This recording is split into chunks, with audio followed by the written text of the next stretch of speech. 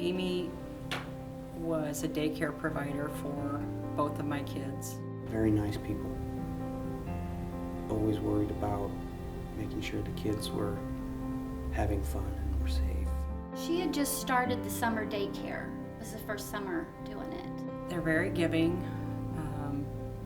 They share their lives with the people around them. We knew there was going to be storms that day. Morning was very calm and really looked like, probably was a miss, which we're all thankful for.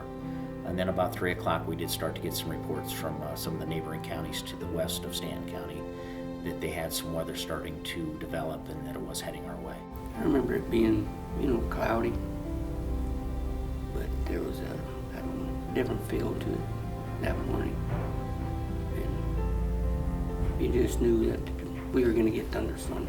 They had been watching the weather. They knew something was going on. We had sent all the kids down to the basement, which we had practiced the week before because we had the bad hailstorm. Troy and I both kind of looked at each other, and it got really hard to breathe.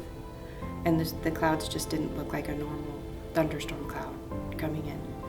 So we decided we better get down there too. And then I heard the sirens from town. And I told Amy we better go down. So I grabbed the radio. And she went down, and I went down behind her. I put the radio on the stairway going down so we could hear it. We brought blankets, and when we started the wind pick up, I covered myself up and looked down. We weren't even down there for 5 minutes, and it sounded like really, really heavy rain.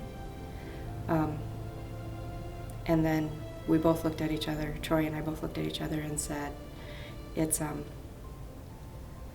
not rain. I just remember my ears hurt, like bad. Yeah, when the ears started hurting like that, then I knew it was coming. The furnace flew and hit Troy in the shoulder because Troy was blocking Christian so nothing would hit him. And then it landed on our freezer, and the Jensen's little boy Reese his head was stuck underneath of it.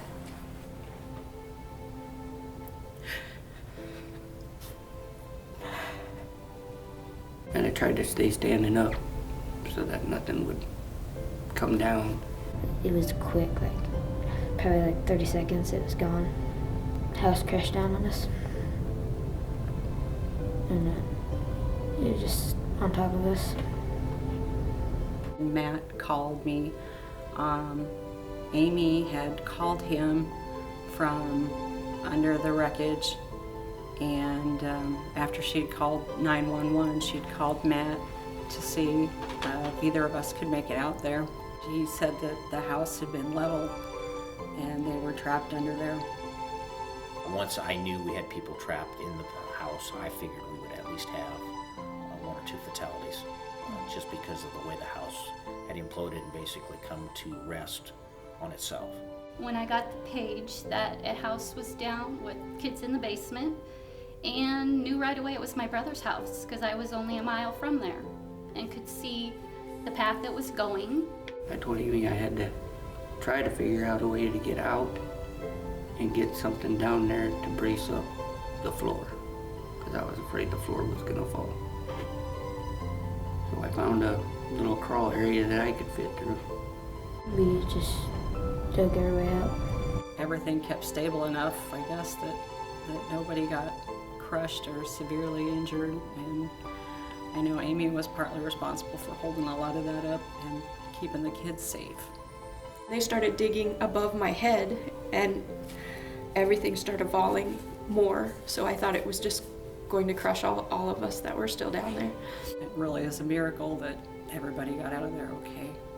A real hero is somebody that's willing to maybe go that extra mile. They put their lives in danger by making sure that those children were safe, and they've been an asset again to the community since by telling their story and making sure that people realize that these things can happen anywhere and often happen in a matter of minutes that you don't have time to prepare for.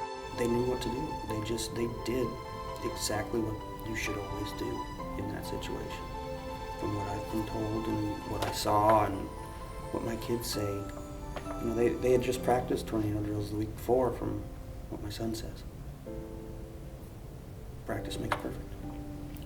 I have a lot of people telling me that Troy and I are heroes, but I just think that I did what a mom would do.